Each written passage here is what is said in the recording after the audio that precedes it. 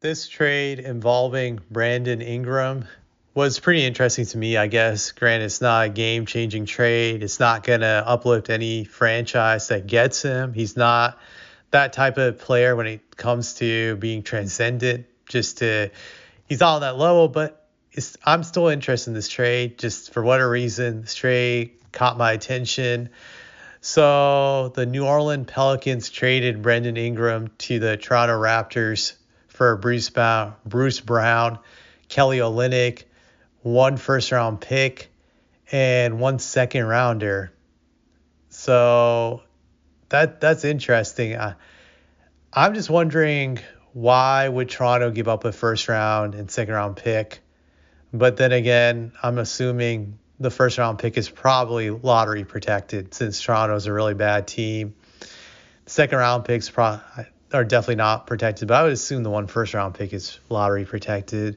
So that's interesting that they gave up that much for him in the sense of draft picks. But Bruce Brown, I'd say Bruce Brown is a very good role player. I've always liked Bruce Brown. He's like one of those role players you would love to have on a championship team, that he will be a valuable piece for the Pelicans going forward.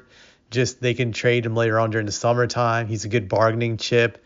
Kelly Olynyk, he's a weird player. He's just kind of like, he's there, but he's not really there. You're just like, oh, he's still in the league. Oh, okay, he still exists. I didn't know he was still in the league, to be honest. But when I look at Brandon Ingram, it's interesting. This guy, you look at his numbers, it's like he's kind of like an empty stat player because, granted, I would say I think the Pelicans went to the playoffs a few times during his reign there, but he's not really a great player, but he puts up good numbers. This year, he was averaging 22.2 points per game, 46% field goal percentage, 37 from three. He only played in 18 games this year. I think the Pelicans have played, I'm just looking it up, 51 games. So he missed 33 games, obviously with injuries. He's been out longer due to injuries. I think if he played more games, the Pelicans record definitely would have probably been better, a lot better than what it is right now. They're 12-39. So he's an interesting player, just in the sense, like, I've always viewed Brandon Ingram kind of like a middle class version of Kevin Durant. I won't say poor man's version, but I'm going to say middle class. He's like the middle class version of Kevin Durant. His style of play is very similar, same type of body frame, same type of length, about the same height, I would say.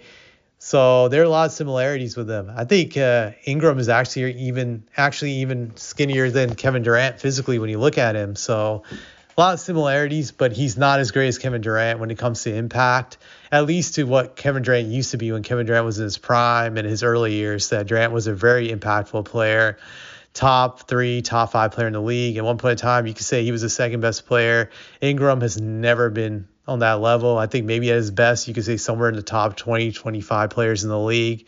You can make the argument when he was at his best, he was probably somewhere in that range.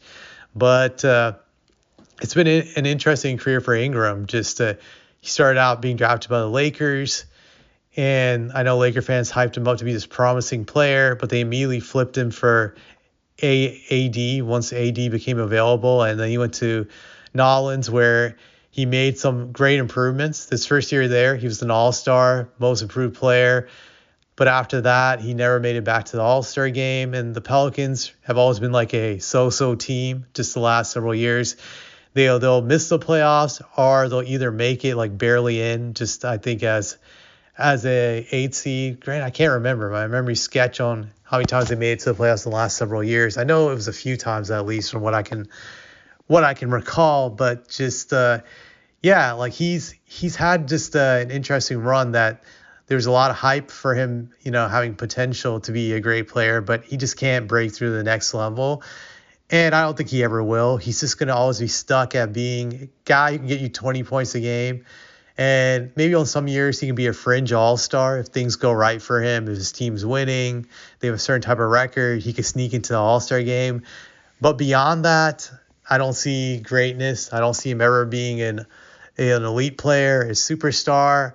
I think this is who he is pretty much going to be for the rest of his career. He's still fairly young. I'm just looking at his age right now. He is only 27. He turned 27 about several months back in September. So he's still really young, but I don't think it's going to change. The thing that interests me also is like, why did Toronto trade for him? Because they're tanking too actively. If you look at it, just they're one of the worst teams in the East. Their record is 16-35.